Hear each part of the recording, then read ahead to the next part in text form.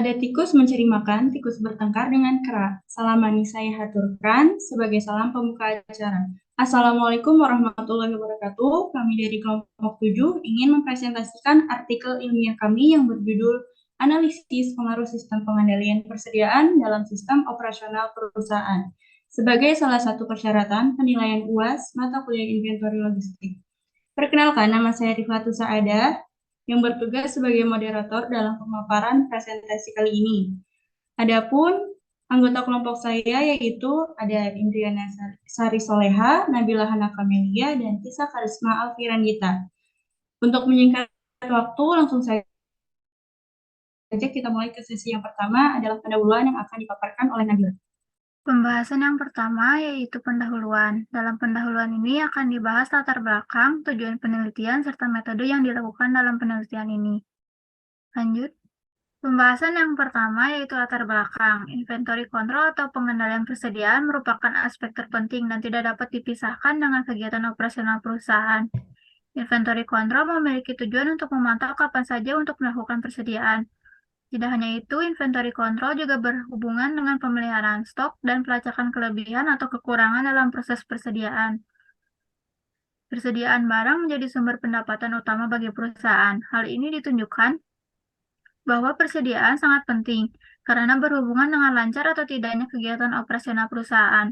Contohnya dalam keterlambatan pengiriman barang, di mana hal tersebut membuat sistem operasional perusahaan menjadi tertunda atau bahkan terhenti, dan akan mengakibatkan penjualan perusahaan turun. Selain itu, optimalisasi pasokan bahan baku mendukung kelancaran proses produksi, mewujudkan tujuan perusahaan untuk memenuhi kebutuhan pelanggan tepat waktu, dan meminimalkan biaya persediaan. Oleh karena itu, dalam penelitian ini, penulis tertarik pada analisis pengaruh sistem pengendalian persediaan dalam sistem operasional perusahaan. Hal ini untuk membuktikan bahwa pengendalian persediaan berpengaruh besar terhadap sistem operasional perusahaan. Next. Lalu selanjutnya ada tujuan dari penelitian. Tujuan dari penelitian ini yaitu yang pertama mengetahui jenis-jenis persediaan. Yang kedua mengetahui faktor-faktor yang mempengaruhi pengendalian persediaan. Yang ketiga, mengetahui langkah-langkah pengendalian bahan baku di perusahaan. Yang keempat, mengetahui peran sistem informasi akuntansi perusahaan sebagai pendukung pengendalian persediaan. Lalu yang terakhir, mengetahui pengaruh sistem persediaan terhadap operasional perusahaan. Selanjutnya di sini saya akan menjelaskan mengenai metode penelitian yang dilakukan oleh kelompok kami, yaitu menggunakan metode literatur review yang terdiri dari 5 bagian. Yang pertama yaitu penentuan tema, yang kedua pencarian data, yang ketiga pengumpulan data, yang keempat analisis data, dan yang terakhir menulis artikel. Hasil dan pembahasan dari artikel ilmiah yang telah kami buat terdiri dari 5 bagian.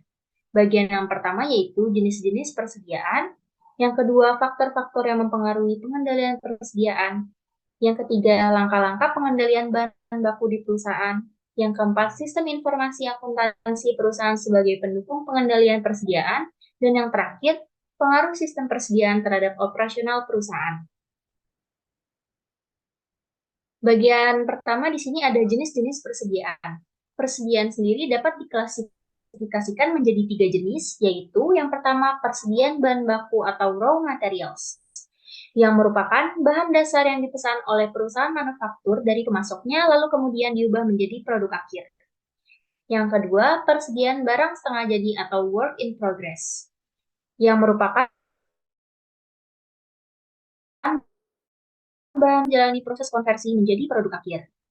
Dan yang terakhir, persediaan barang jadi atau finished good.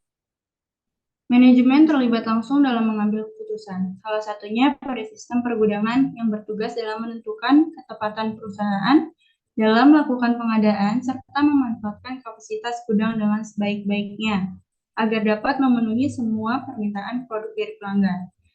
Terdapat unsur-unsur untuk mencapai tujuan tersebut, yaitu yang pertama ada perkiraan penggunaan.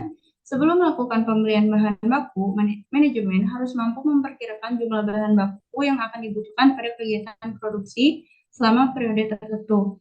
Yang kedua ada harga pokok barang. Biaya bahan baku termasuk ke dalam variabel penentu kebijakan persediaan bahan baku yang berfungsi sebagai titik awal untuk mengetahui berapa banyak uang perusahaan yang perlu disisihkan untuk investasi dalam penyediaan bahan baku ini. Yang ketiga ada biaya persediaan, di mana besarnya persediaan, bahan baku juga harus memperhitungkan biaya yang berkaitan dengan pemeliharaannya. Data biaya persediaan digunakan bersamaan dengan biaya persediaan ini, khususnya yaitu biaya penyimpanan dan biaya yang berkaitan dengan pembelian atau ordering cost. Yang keempat ada pemakaian. Salah satu hal yang perlu diperhatikan adalah pemakaian bahan baku dari periode sebelumnya karena termasuk dalam kriteria mendasar pengadaan bahan baku pada periode sesudahnya.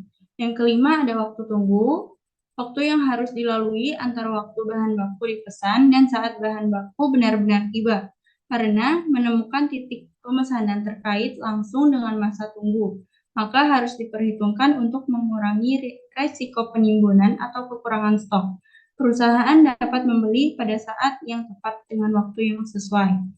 Yang keenam ada safety stock, karena total bahan baku yang benar-benar dibutuhkan untuk produksi tak selalu persis seperti yang diantisipasi, maka dibutuhkan safety stock.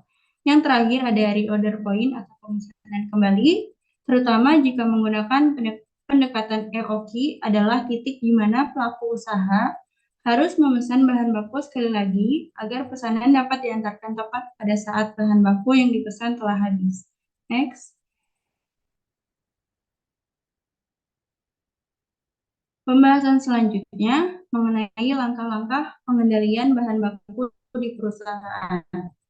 Agar pelaksanaan persediaan bahan baku berjalan dengan baik, hasil yang baik terdapat prosedur yang harus dilakukan. Yang pertama ada menentukan jumlah pesanan ekonomis. Menentukan jumlah pesanan ekonomis atau kuantitas pesanan ekonomis atau EOQ dapat ditentukan dengan menghitung rumus Q sama dengan akar 2 dikali S kali D per H. Yang kedua ada penentuan persediaan bahan baku minimum. Pendekatan persediaan minimum ini berguna ketika perusahaan memerlukan pelindungan usaha dari segala risiko yang mungkin timbul karena adanya persediaan. Suatu hari dari sekarang atau lead time adalah rasio keterlambatan datangnya bahan baku. Yang ketiga ada penetapan jumlah maksimum stok bahan baku. Persediaan maksimum atau maksimum inventory adalah jumlah maksimum bahan baku yang terus dimiliki perusahaan. Persediaan yang sebesar-besarnya dapat dinyatakan secara sistematis, yaitu MS atau maksimum inventory sama dengan SS safety stock ditambah EOQ atau economic order quantity. Yang keempat ada keputusan tentang pemesanan kembali. Tingkat pemesanan kembali merupakan batas jumlah untuk memahami apakah perlu melakukan reorder point. Bahan baku datang pada waktu yang tepat dengan rumus ROP sama dengan bahan baku yang digunakan selama lead time ditambah SS. Yang terakhir ada penentuan tentang biaya persediaan bahan baku. Total biaya persediaan adalah ukuran dari total harga pokok penjualan yang digunakan untuk menentukan apakah biaya barang yang mudah rusak yang dibeli dengan metode EOQ lebih efisien daripada praktik bisnis tradisional. Jumlah biaya setiap tahun variabel terdiri dari biaya pemesanan dan biaya penyimpanannya. Next.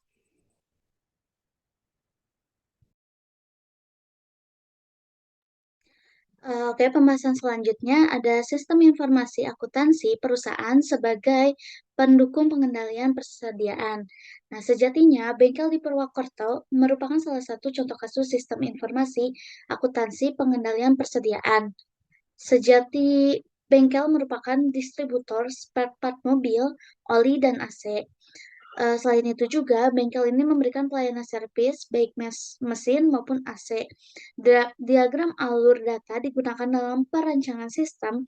Hal ini digunakan untuk merancang sebuah sistem yang belum terkomputerisasi terkait kebutuhan, pemasukan, dan juga pengeluaran.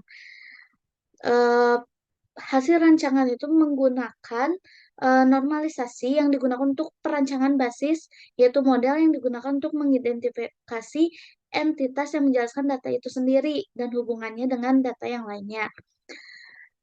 Seperti bisa dilihat, terdapat gambar, yaitu setelah dilakukan perancangan basis data, maka itu dilakukan spesifikasi program untuk menjelaskan penggunaan aplikasi program-program yang diusulkan dan digambarkan dalam bentuk hierarki input proses output atau HIPPO seperti gambar berikut. Nah, berdasarkan gambar tersebut dapat disimpulkan bahwa aplikasi yang dibuat untuk sistem informasi akuntansi pengendalian persediaan sejati Bengkel Purwokerto berfungsi dengan baik, memungkinkan untuk komputerisasi semua proses persediaan masuk dan juga keluar untuk membantu mengendalikan persediaan dan meningkatkan profitabilitas bisnis. Selanjutnya,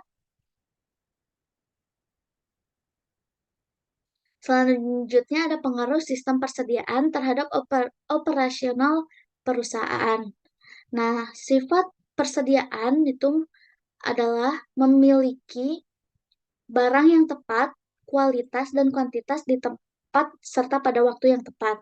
Nah, proses ini merupakan bagian dari supply chain yang diperlukan untuk mengamankan sistem produksi dari kegagalan. Manajemen persediaan adalah proses untuk memastikan bahwa persediaan terkait dengan kualitas yang tepat tersedia pada waktu dan tepat yang tepat pula. Nah, yang kedua itu ada manajemen persediaan. Manajemen persediaan yang sukses itu dapat meminimalkan persediaan, menurunkan biaya, dan meningkatkan profitabilitas. Nah, tingkat persediaan yang optimal dapat didasarkan pada pertimbangan profitabilitas tambahan sebagai biaya peluang untuk menyimpan lebih banyak persediaan. Terus yang ketiga ada pemanfaatan informasi yang efisien, sangat penting untuk manajemen persediaannya efektif. Manajemen dapat memilih data apa yang akan dikumpulkan, dibeli, ataupun disimpan, serta teknologi informasi apa aja yang akan diinvestasikan dengan mengetahui cara menggunakan informasi dengan sukses. Nah, jika informasi tidak digunakan dengan benar, itu tidak akan berharga. Misalnya, Manajer inventaris dapat menggunakan teknologi pelacakan untuk mempelajari status pemesanan. Nah, selanjutnya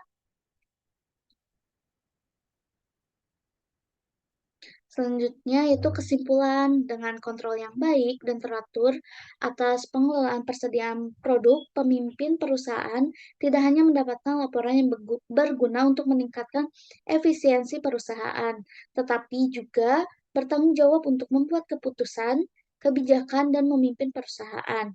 Optimalisasi pengelolaan persediaan juga memerlukan pengendalian untuk menjamin kelancaran proses produksi sehingga tujuan perusahaan untuk memenuhi permintaan konsumen secara tepat waktu dan meminimalkan biaya persediaan dapat terwujud. Nah, persediaan ini memiliki keuntungan untuk menjamin bahwa segala sesuatu akan dapat diakses saat dibutuhkan.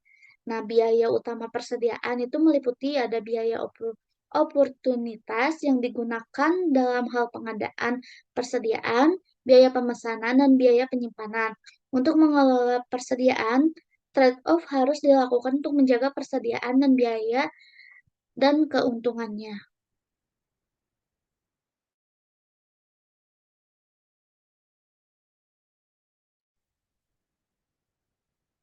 Sekian pemaparan presentasi dari kelompok kami. Kurang lebihnya mohon maaf. Wabillahi taufiq wal hidayah. Wassalamualaikum warahmatullahi wabarakatuh.